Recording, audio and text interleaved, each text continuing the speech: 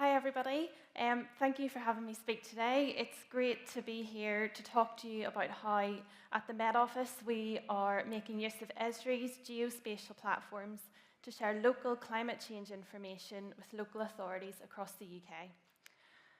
So I wanted to start by providing some context to this work. We know the climate is changing. We now live in a world that is at least 1.1 degree warmer than it was during the Industrial Revolution. 7 of the warmest years on record have occurred since 2015. 2022 was the 6th warmest year on record. This graph shows multiple different global temperature records, which are all in agreement about this warming trend. But it's not the global average that we typically experience at the local level, or what we feel day to day. So what does this translate to on the ground? It is the temperature or rainfall that we experience locally. It's the extreme weather that causes the impacts. Here in the UK and globally, extreme events are increasing in frequency, and when they do occur, they are becoming more intense. We have experienced a number of heat waves over the last few summers. Who can forget last July when the UK reached 40 degrees for the first time in Lincolnshire, and we issued our first ever red heat warning. Records were also broken in Wales and Scotland during the same period.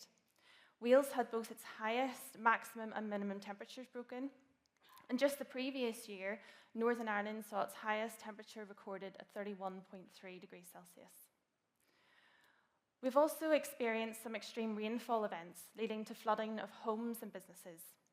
For example, this is an image of Elland in West Yorkshire, which was flooded by the River Calder during Storm Ciara in 2020. In July 2021, here in London, twice the average July rainfall fell in 2 hours, causing widespread disruption to transport and flooded homes. Our climate projections are telling us to prepare for warmer, wetter winters and hotter, drier summers. So on the other end of the scale, as global temperatures rise, we could expect a greater risk of drought in some parts of the UK. Last summer was the driest in 30 years, with some parts of the UK still in drought. This has implications for water supply, agriculture, and could lead to an increase in wildfires. So what does this mean at the local level? I've already touched on some localised impacts, but let's have another look. So heat waves can cause increased health-related illnesses, leading to more hospital admissions and potentially excess deaths, causing challenges for our public health. From an emergency planning perspective, the increased frequency and diversity of extreme events will need to be planned for and more resources allocated. In terms of our natural environment, we could see changes in our ecosystems and damage due to the likes of drought, and I already mentioned wildfires in the last slide. This image here is of a wildfire in Moray in Scotland in 2019 that destroyed 60 square kilometres of grassland and woodland. In terms of transport, we could see damage and disruption to services from flooding and extreme heat. And some of our existing buildings are at risk from overheating during heat waves and may not provide comfortable learning or work environments, impacting on productivity. From a planning perspective, new development will need to consider climate impacts and resilience measures. And in terms of our utilities, there may be challenges for managing both too much and too little water, and also meeting increased energy demand for cooling. So what is our role as the Met Office within the climate change arena? Our purpose is providing weather and climate information that help you make more informed decisions to stay safe and thrive. And we do this in a number of ways. We have our Public Weather Service remit and National Severe Weather Warning Service that help us forecast some of these extremes and put warnings out if necessary to help with planning for an event. We produce the UK climate projections, which are a set of tools that help you plan for the future. They range from our global and probabilistic projections to give you a broad-scale picture of how the climate is changing, to the regional and local projections that allow you to focus on a particular local area and understand extreme events. And there's also our marine and coastal projections. We currently have over 10,000 users of UKCP, and we want to see more people and organisations benefiting from this data as they plan to increase their resilience. Last year at this conference, we launched the beta version of our Met Office Climate Data Portal to allow users to interact with the climate projections geospatially, making our data more accessible and easier to use. We asked for your feedback on the portal, and we have been making some enhancements based on that feedback, and we hope to move out of the beta phase in the coming weeks. So we are now thinking about what the climate data portal may form into so that it's practical for decision making. We've been working closely with local authorities to explore this further. So I've been talking about what the Met Office role is in the climate arena, but what about local authorities? Local authorities are key players in the national response to climate change. And we've been working quite closely with them to understand their requirements in this area. As I mentioned at the start, the impacts of climate change are felt locally. Local government and resilience forums are coming under increasing pressure to plan and manage a diverse range of climate risks to their local areas. They have highlighted a need for clear and authoritative information to raise awareness on the need to adapt to climate change. And they're already taking a local response to this challenge. Since the start of 2019, many local authorities have been declaring climate emergencies, which means they must produce an action and adaptation plan to tackle the impacts of climate change on their local area. They're asking for ready-to-use information and evidence to support the development of these plans. Also, more emphasis is being put on local government and resilience forums to deliver climate action and drive local solutions across both their own estate and their service areas. Therefore, they've highlighted a need for robust information to identify and justify priority risks and opportunities to focus their resources. As the UK's National Weather and Climate Service, the Met Office is well placed to assist local authorities in providing the information they need to respond to the climate challenge and drive action in their local areas. So it's our aim to continue to make our weather and climate data more accessible and usable for government and industry to help them in their decision making and planning under a changing climate. And we haven't been doing this in silos. We've been working with a number of local authorities across the UK to develop a range of prototype services to meet their needs for robust, usable climate information. We've been working with several local authorities for quite some time to develop climate information or climate services to help meet these needs. This started off a couple of years ago with Bristol City Council. We co-developed a set of fact sheets called the City Pack.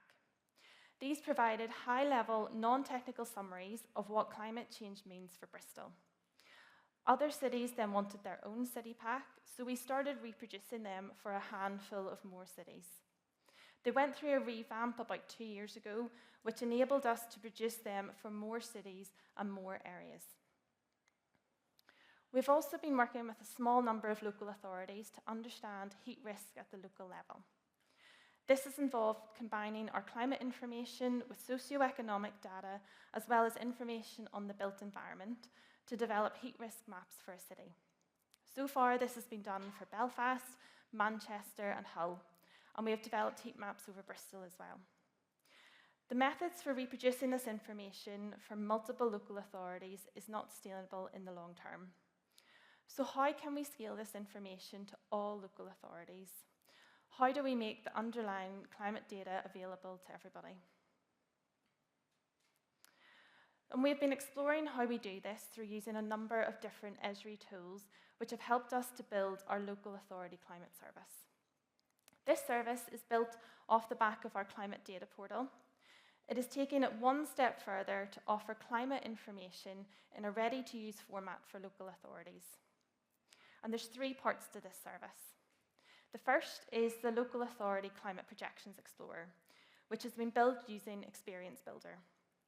The Explorer allows you to interact with our data and in a more intuitive and interactive way to display climate information and overlay with your own data sets or other open source data.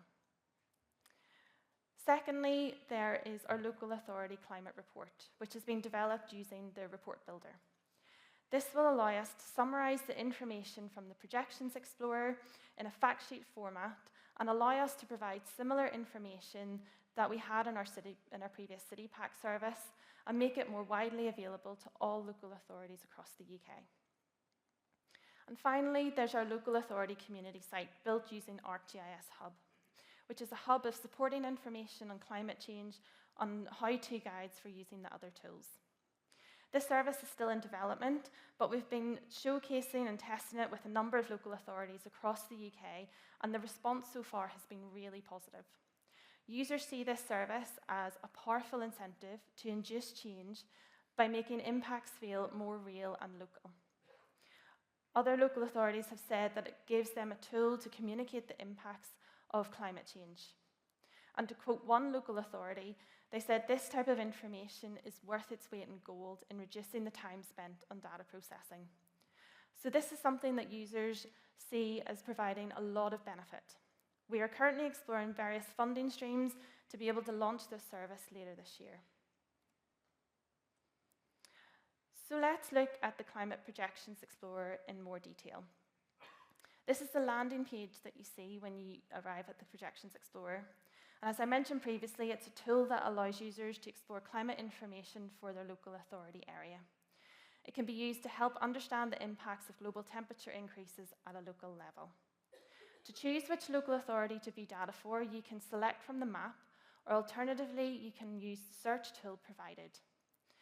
The application then presents the climate information for your selected local authority. A range of data sets are available, including both change data sets, such as annual average temperature change and winter precipitation change, and also indicator data sets, which are more related to impacts. For example, summer days, which is when the temperature reaches over 25 degrees Celsius, and tropical nights, when the temperatures don't drop below 20 degrees, which have implications for health.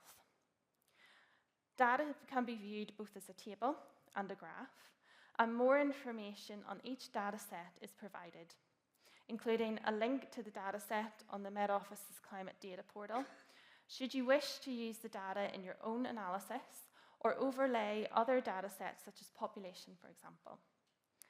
There are a series of buttons which are provided to give more information about the data, such as which climate projections we've used.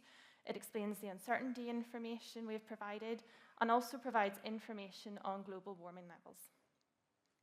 There's also the option to view the climate information on a map. Again, it offers a range of data sets, including both the change data sets and the impact indicators for a range of global warming scenarios that you can turn on and off. The maps are particularly useful for viewing national trends and comparing neighbouring areas, which is helpful if you're a combined authority or your remit extends beyond a single local authority area. Within the Climate Projections Explorer, you can use the Generate Report function to create a formatted report for your selected local authority. The report summarises the climate information from the Projections Explorer in a graphical fact sheet format. Having this communication tool was really important for users for raising awareness of climate change issues. The fact sheets include background information on climate change in the UK, details about the data used, and a summary of the climate data and indicators for your particular local authority. Users can export the report into a nicely formatted PDF to share with others.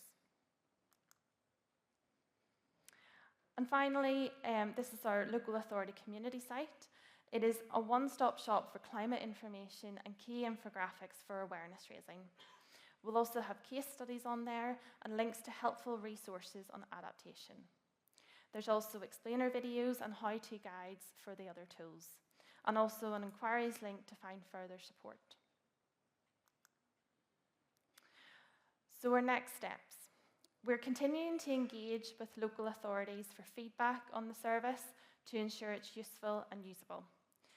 We're also engaging with support groups who work alongside local authorities in their adaptation planning to ensure that what we develop aligns with their adaptation toolkits that local authorities are using. We're also exploring whether this type of platform may be useful for other sectors, such as education, in their climate action plans. If you'd like to know more about the service, or to provide feedback, or to keep up to date on when it launches, please use the QR code here, or come and speak to us at the stand outside, where I'd be happy to answer any questions. And finally, I just wanted to say this work has very much been a team effort, and I wanted to acknowledge everyone who's been involved, along with our colleagues at Esri, who continue to support us in this effort. Thank you.